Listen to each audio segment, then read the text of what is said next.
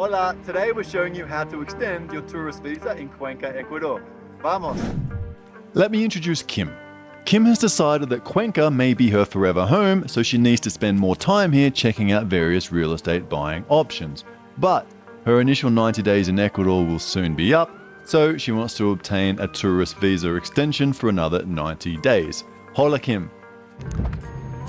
Hi, my name is Kim, and I came to Cuenca to work, and I absolutely fell in love with the city, and I need to extend my visa so that I have more time to look for property to maybe move here.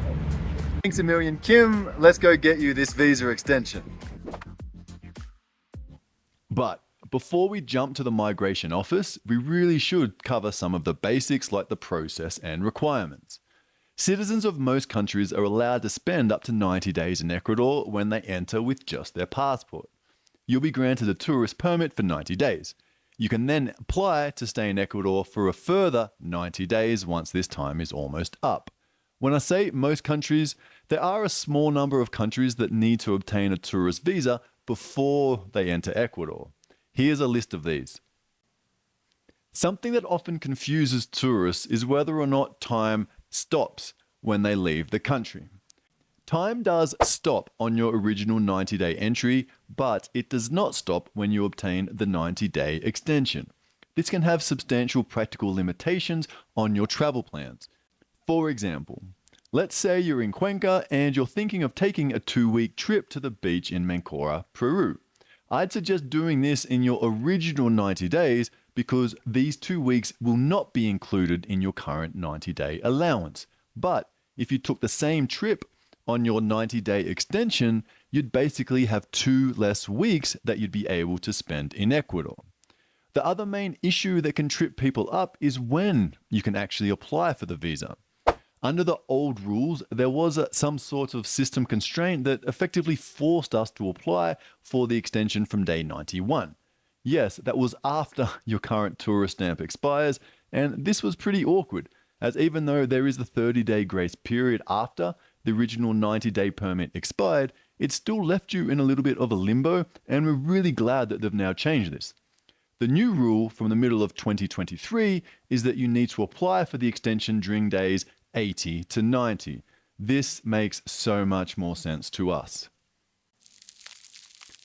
Let's now walk through the process for extending your visa in Cuenca. Step 1. Gather the documents. You're going to need the following: your passport, a color copy of key passport pages. We're talking about the main photo page and the page that shows the date of entry. You need an application form, and you can definitely fill this in before you arrive. And we do suggest using under the reason for extension, turismo. And there is a link to this form in the description below. Step 2. Visit migration office. This is located on the 2nd floor of Cuenca's airport. The tram stops out the front, or you can get a bus or taxi. I like to visit the migration office and show the form to the customs officer and confirm the fees and other details have not changed. They may also provide you with a little handout with the details you need for paying the fees at Banco del Pacifico. Step 3. Visit Banco del Pacifico. The closest Banco Pacifico is currently near the Chola Cuencana roundabout, right here.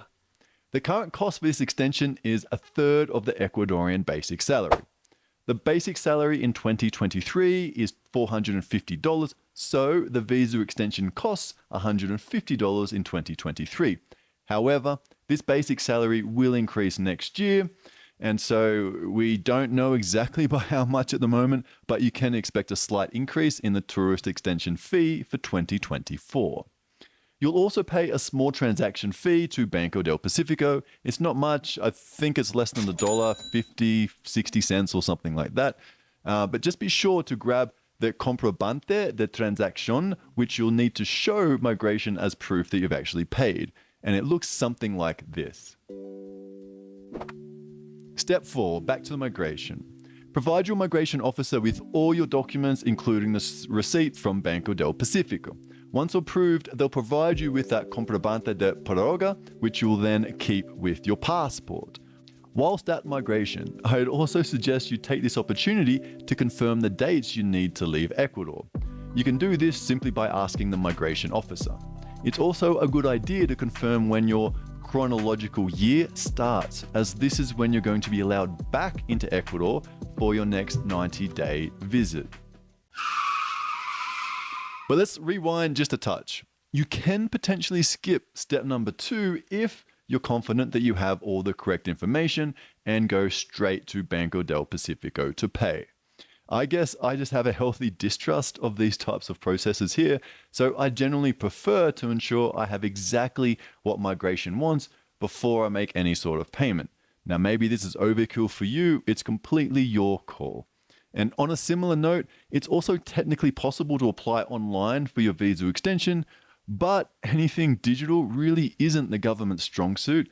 So for simple processes like this, I just find it easier to just get it done in person the same day. You can, of course, apply online if you want. You may have to take a little bit more time to do so, but you just do what is right for you. There we have it. It took a few different stops, but we were able to get Kim's visa extension on the very same day with relatively minimal amounts of fuss, at least for Ecuadorian bureaucratic standards. Kim now has an additional 90 days to find her dream property in Cuenca. After this 90 days, she will need to apply for a temporary residency visa if she wants to spend more time in Cuenca before her chronological year resets. And for complete transparency, we didn't charge Kim for this service. She is a real estate client of ours, and so we often throw in little yappers like this for our clients. And I'm not guaranteeing that we'll be able to personally help with your visa extension, but you're always welcome to ask, and we'll at least be able to point you towards capable providers that can help you. I really hope you got some value from this video. If so, please like and subscribe, as it really does help our message reach more people. Of course, if you're in the market to buy or rent in Cuenca, you can view our current listings here, or feel free to reach out to us with your preferences and we will do the searching for you. Links to these services are in the description. Have a brilliant day. Ciao.